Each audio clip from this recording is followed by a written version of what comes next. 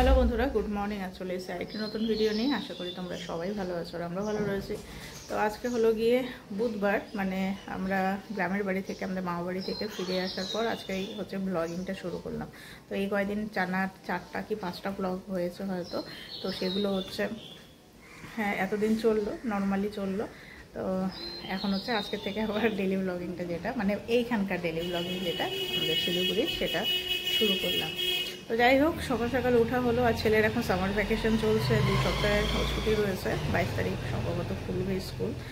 আর বাইরে বিভৎস একদিকে আমাদের রক্ষে যে ওদের স্কুলটা প্রপার একদম সামারের মধ্যেই পড়েছে, না হলে বাংলা মিডিয়ামগুলোর যা অবস্থা হচ্ছে মানে বলার না। কারণ আমাদের উত্তরবঙ্গে যেই টাইমটাতে ছিল গরম ছিলই না, ঠান্ডা, মানে টোটালটাই বৃষ্টিতে কাটলো। প্রায় টানা 10-12 দিন তো প্রায় বৃষ্টিতেই কাটলো। তখন হচ্ছিলো এখানে সামার ভ্যাকেশন চলছিল। আর এখন এত পরিমাণে গরম পড়েছে উত্তরবঙ্গে যে বাচ্চারা স্কুলে গিয়ে অসুস্থ হয়ে পড়ছে।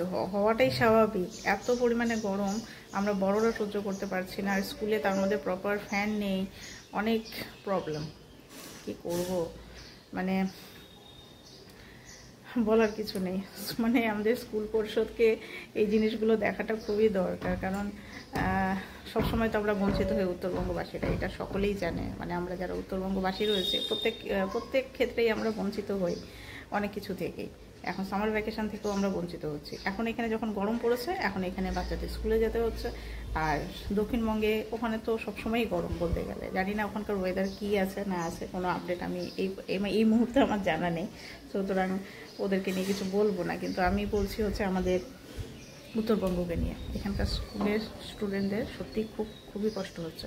গতকালই কতগুলো পোস্ট দেখলাম, নিউজে দেখলাম যে এখানে স্কুলে গিয়ে অলরেডি অনেক বাচ্চা অসুস্থ হয়েছে। প্রাইমারি সেকশনে, তারপরে হাই স্কুলে অনেক বাচ্চাই অসুস্থ হয়েছে।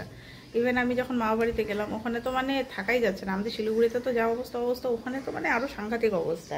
তো ভাই স্কুল খুলেছে, আমার ভাই ও ক্লাস 10-এ উঠলো এবার। তো ও পর্যন্ত স্কুলে যাচ্ছে না ভয়, মামাকে স্কুলে পাঠাচ্ছে না। মামা হচ্ছে আমার স্কুল টিচার, তো মামা তো যেতেই হবে মামাদেরকে। আর ভাইকেও স্কুলে পাঠাচ্ছেই না। মামা বলছে যে ওখানে গেলে পরেই অসুস্থ হয়ে পড়বে, এত পরিমাণে গরম, আর তার মধ্যে ফ্যান নেই। আর তার থেকেও বড়ো কথা, ক্লাসই হয় না ঠিকঠাকভাবে। ক্লাস হবেই বা কী করে, টিচারই তো নেই। টিচার থাকলে তবে না ক্লাস হবে। এখন জানি না কবে আবার এসএসসি হবে। নোটিফিকেশন তো বেরিয়েছে, আমিও বসবো। প্রিপারেশান এখন অবধি পুরোপুরি হয়নি, পড়াশোনা টুকটাকভাবে একটু শুরু করছি। দেখা যাক কি হয়। পরীক্ষাতে তো বসারটা যেটা বসবে, তারপরেরটা জানি না যে কী হবে, আদৌ রেজাল্ট বেরোবে কি বেরোবে না, নিয়োগ কী করে হবে, সেগুলো কিছুই জানা নেই আমার। আর এই যে আমার বেটু, গুড মর্নিং বলো। What are you doing? No, ও খাচ্ছে, ও এখন আমন্ড খাচ্ছে। তো যাই হোক, চলো দেখতে থাকো সারাদিন কী করছি না করছি, সমস্তটাই তোমাদের সঙ্গে শেয়ার করবো। আর সকাল সকাল ব্লগিংয়ের ফার্স্টে অনেকগুলো জ্ঞানের বার্তা দিলাম। জ্ঞানের বার্তা ঠিক না, কারণ আমরা যেগুলো ভুক্তভোগী সেগুলোই বললাম। এত গরমের মধ্যে বাচ্চাগুলোকে দেখে সত্যি বলছি আমার প্রচণ্ড পরিমাণে খারাপ লাগছে। কারণ আমারও বাড়িতে ছেলে আছে, আমি জানি প্রত্যেকটা গার্জিয়ানের কতটা, মানে গার্জিয়ানের কাছে কতটা একটা প্যাথেটিক যে এরকম গরমের মধ্যে বাচ্চাগুলো বাড়ি স্কুলে যাচ্ছে, আর ওখানে গিয়ে যখন অসুস্থ হচ্ছে, সেই গার্জিয়ানগুলোর মানসিক পরিস্থিতি কী তৈরি হচ্ছে সেটা একমাত্র তারাই জানে, তাই না? তো যাই হোক, কী আর বলবো, দেখা যাক কী হয়। পরবর্তীতে যদি কয়েকদিনের জন্য ছুটি দেয় তাহলে তো খুবই ভালো হয়, আর না দিলে তো করার কিছু নেই। কী আর বলবো, ওই আমাদেরই করতে হবে, স্কুলে পাঠাতে হবে না, এই আর কি। কিন্তু স্কুলে না যাওয়াটাও তো ঠিক না, স্কুলে যাওয়াটা খুবই দরকার। পড়াশোনা সেই ক্লাস হোক না হোক, কিন্তু স্কুলে ডেলি যাওয়াটা খুবই দরকার, মেনটেন করাটা খুবই দরকার। কারণ আমরা আমাদের সময় খুব কঠোরভাবে, মানে আমাদের মা বাবারা খুবই কঠোরভাবে আমাদের হ্যান্ডেল করেছে যে স্কুল অন্তত রেগুলারলি যেতে হবে। আর আমার সবথেকে বেশি আমাদের বলতে হচ্ছে, আমরা অনেকগুলো ফ্রেন্ড ছিলাম, আর দিদি আমি আর দিদি একই স্কুলে পড়তাম। তো আমাদের শিব মন্দির থেকে আমাকে শিলিগুড়ি, আমি পড়তাম হচ্ছে শিলিগুড়ি গার্লস হাই স্কুলে। তো আমাদের রোজ দিন হচ্ছে রেগুলার ওখান থেকে যাতায়াত করতে হতো। তখনকার দিনে তো গরম আরও বেশি পড়তো, গরমও পড়তো যেরকম, ঠিক সেরকম বর্ষাটাও হতো। তো আমরা বর্ষা হোক গরম হোক যাই হোক, মা আর বাবা কিন্তু আমাদের রোজ দিন স্কুলে পাঠাতো, স্কুলে যেতেই হবে। আমার বাবাও ছিল হাই স্কুল টিচার, এখন রিটায়ার করেছেন। যাই হোক, ছোটোবেলার কথাও অনেক কিছু মনে পড়েছে মাঝে মাঝে গল্পের মাঝে, আর তোমাদের সঙ্গে সেগুলো শেয়ার করি আর কি। তো যাই হোক, চলো অনেকক্ষণ থেকে বকবক করছি, এখন যাবো হচ্ছে নিচে, ছেলেকে তাড়াতাড়ি খাইয়ে দিই, আর তারপরে আমাকে একটু বেরোতেও হবে, আমার কাজ রয়েছে কিছু, সেই কাজগুলো করতে হবে। আসলে এই গরমে চোটে না বেরোতে ইচ্ছা করে না, কিন্তু না গেলেও হবে না, বেরোতেই হবে, করার কিছু নেই। চলো যাই, চলো বাবা, চলো চলো চলো, লেটস। এদিকে ছেলের খাওয়া দাওয়া কমপ্লিট হয়ে গেছে, তো এখন আমিও খাওয়া দাওয়া করব।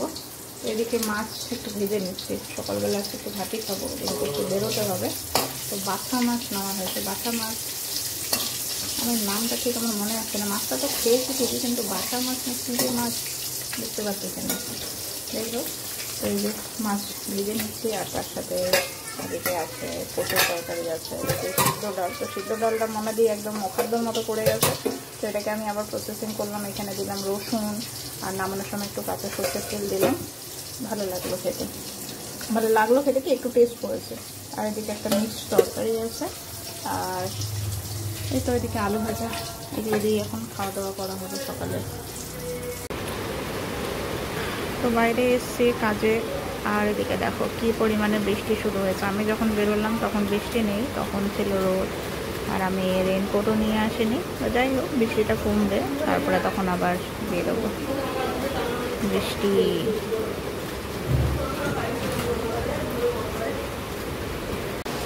তো বাড়িতে চলে এসেছি। তো আসার সময় বৃষ্টি ছিল না, আর এখন এত পরিমাণে বৃষ্টি হচ্ছে কি বলবো। তো এই যে মাথায় একটুখানি জল দিলাম, আজকে জল দিয়ে স্নান করলাম। যেহেতু চুলগুলো ছোটো ছোটো করেছি, এই এক সুবিধা হয়েছে, যখন তখন আমি ভিজাতে যাবো, এখন শুকানোর ভয় নেই, যে করে হোক শুকিয়ে যাবে। কী পরিমাণে বৃষ্টি পড়ছে রে ভাই। তাও ভাগ্যিস ভালো আমি আগে পৌঁছে গেছি বাড়িতে, নাহলে আমাকেও বৃষ্টিতে ভিজতে হতো। তো আমরা এই তো সবাই শুয়ে পড়েছি, ছেলেও শুয়ে পড়েছে, বড় ঘুমিয়ে পড়েছে, ও আগেই ঘুমিয়ে পড়েছে, খুবই ক্লান্ত ছিল আজকে। বিকালবেলা মানে ডিউটি থেকে আসার পর আর রেস্ট নেয়নি সেইভাবে, তো ঘুমিয়ে পড়েছে অনেকক্ষণ আগে। আর বাইরে প্রচণ্ড হাওয়া হলো, ঝড়ের মতো হলো, বাট ঝড় যে কী হলো ভগবান জানে। খালি ওই যেটুকুনি হাওয়া খাওয়ার হলো, আমরা ভেবেছিলাম শিলাবৃষ্টি হবে, বাট শিলাবৃষ্টির কোনো নামই নেই।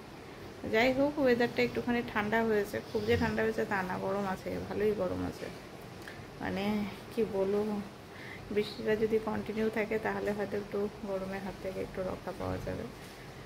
আর কি বলি, মানে আমরা শিলিগুড়িবাসী গরমে একদম নাজেহাল, মাথা খালি একদম নষ্ট হয়ে যাচ্ছে, বলার না কি বলি আর।